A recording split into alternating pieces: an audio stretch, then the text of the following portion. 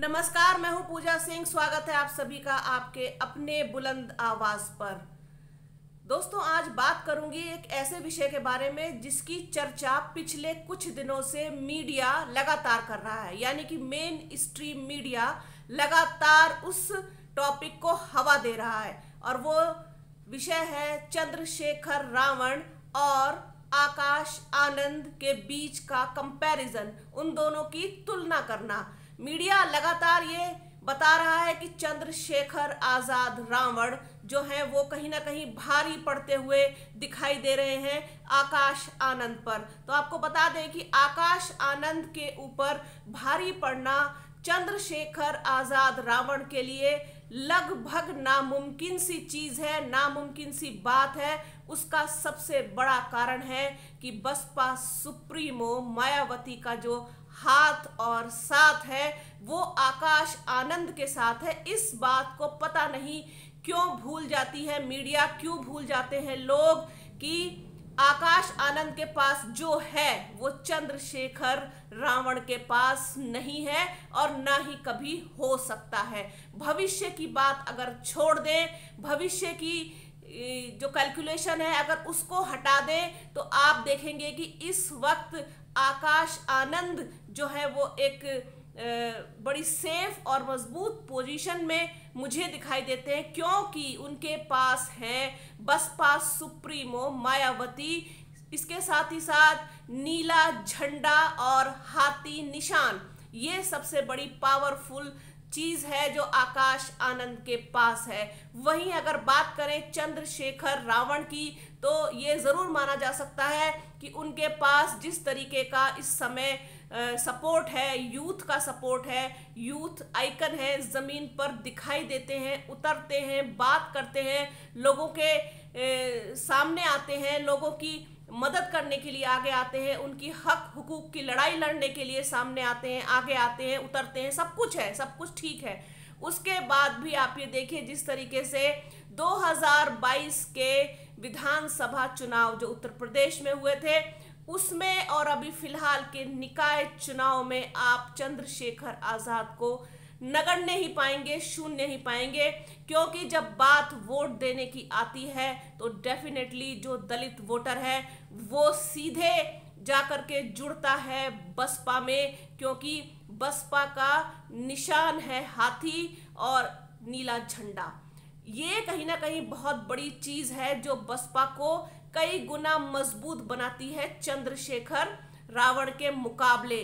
चंद्रशेखर रावण भले ही आज youth icon बन गए हों, दलित नेता हों, उनके पास इतनी क्षमता है कि वो अपने बल पर एक बड़ी संख्या जुटा सकते हैं लोगों की, अपने समर्थकों की। और जिस तरीके का उनका स्टाइल है, जिस तरीके का उनका बात करने का तरीका है, जो भी उनकी बॉडी लैंग्वेज है, जिस तरीके से उन्होंने सारे मिथकों को बदला है जो एक काफी लंबे समय से दलित समाज में चला आ रहा था, जिस तरीके से उन्होंने पूरी परिपाटी को बदलने की कोशिश की है, कोशिश दोस्तों जरूर की है, लेकिन उसका प्रभाव वहां पर आकर के खत्म हो जाता है जहां पर से बसपा सुप्रीमो मायावती की सरहद शुरू होती है। उस सरहद को चंद्रशेखर रावण छू भी नहीं पाते हैं, छू भी नहीं सकते, क्योंकि देखिए बसपा सुप्रीमो मायावती का अपना एक ऑरा है, उनकी जो इमेज है, जो उनकी एक पर्सनैलिटी है, उसके आसपास कोई भी ठहरता हुआ दिखाई नहीं देता। तो चंद्रशेखर रावण की बात तो बहुत दूर की है। तो इसी तरीके से जब हम बात आकाश आनंद की करते हैं तो उनके साथ अभी जो सबसे बड़ा सपोर्ट है, सबसे बड़ी उनकी ताकत है, वो है बसपा सुप्रीमो मायावती के साथ साथ बसपा पार्टी। इसके अलावा उनका निशान, सिंबल, ये सब कुछ जो है वो आकाश आनंद की फिलहाल ताकत है।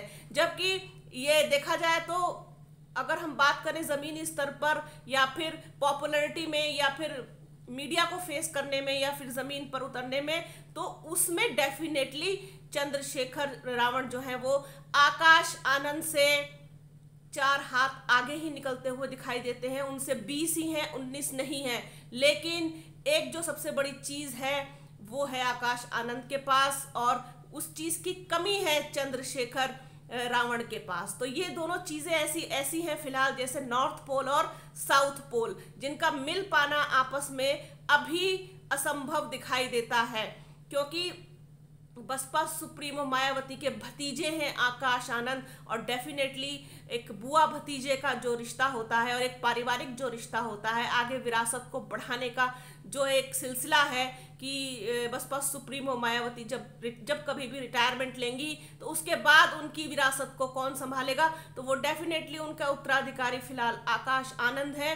तो बात अगर की जाए कि पलड़ा किसका भारी, तो पलड़ा भारी जैसी चीज अभी मुझे कुछ समझ में इसलिए नहीं आती, क्योंकि दोनों ही अपनी अपनी जगह पर बहुत मजबूत हैं, लेकिन फिर भी एक जो झुकाव है, जो दलित समाज का झुकाव, जब वोट देने की बारी आती है, वोट देने का समय आता है, जब चुनाव आता है, जब इलेक्शन आता है, तब वो झुकाव डेफिनेटली बसपा नीला झंडा और हाथी निशान इसकी ओर झुक जाता है। ये बिल्कुल कटु सत्य है, ये उसी तरीके से सत्य है जिस तरीके से हम और आप सांस ले रहे हैं, ये सत्य है। ये कहीं ना कहीं आकर के उस समय टूट जाता है। रही बात समर्थक जुटाने की, भीड़ जुटाने की, जमीन पर उतरने की, मुद्दों पर बात करने की, लड़ाई लड़ने की, जाटव समाज के लिए लड़ाई लड़ने की, दलित समाज के लिए लड़ने की, उनके लिए सब कुछ करने की, उसमें डेफिनेटली चंद्रशेखर आजाद रावण आगे हो सकते हैं। लेकिन जब बात इस चीज की आती है, बात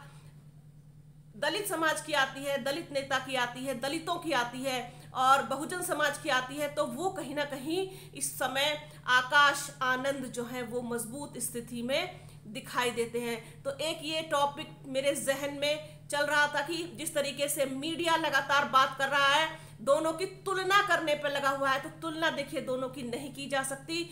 दोनों ही अलग अलग पर्सनैलिटी है, अलग अलग दोनों का वर्चस्व है, दोनों का अलग अलग जो है स्थान है, और दोनों ही जो है वो अपनी अपनी जगह पर अहमियत रखते हैं। लेकिन अगर किसी से तुलना की जाए तो फिर ये देखिए डेफिनेटली आकाश आनंद जो है, क्योंकि बसपा सुप्रीमो मायावती के वो भतीजे हैं, उनका सपोर्ट, साथ, पार्टी, एवरीथिंग, सब कुछ जो है वो आकाश आनंद के पास है। और 15 जुलाई से जो है वो शुरू कर रहे हैं अपना अभियान और रैलियां करेंगे, और जिस तरीके से इस समय सारी कमान जो है बसपा की वो आकाश आनंद के हाथ में है, और 4 राज्यों में जो विधानसभा चुनाव है, जिस तरीके से बसपा सुप्रीमो मायावती ने डेरा डाला हुआ है दिल्ली में, तो डेफिनेटली उनकी गाइडेंस मिलेगी आकाश आनंद को, उनका अनुभव, उनका सब कुछ मायावती का सब कुछ जो है वो आकाश आनंद के साथ है। तो नो डाउट इसमें कि दोनों की तुलना नहीं की जा सकती, और पलड़ा जैसी भारी तो कोई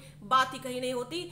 चंद्रशेखर आजाद रावण है और आकाश आनंद है। तो सोचा कि एक छोटा सा वीडियो इस टॉपिक पर बनाया जाए और बुलंद आवाज के दर्शकों के साथ जो है उसे शेयर किया जाए। तो आप बने रहिए बुलंद आवाज के साथ, हमारे चैनल को लाइक कीजिए, शेयर कीजिए, सब्सक्राइब कीजिए, बेल आइकन जरूर दबाइएगा, वीडियो को प्लीज अंत तक पूरा जरूर देखिएगा, एडवर्टीजमेंट भी प्लीज देखिएगा, जिससे कि चैनल को आर्थिक रूप से मजबूत होने में मदद मिल सके।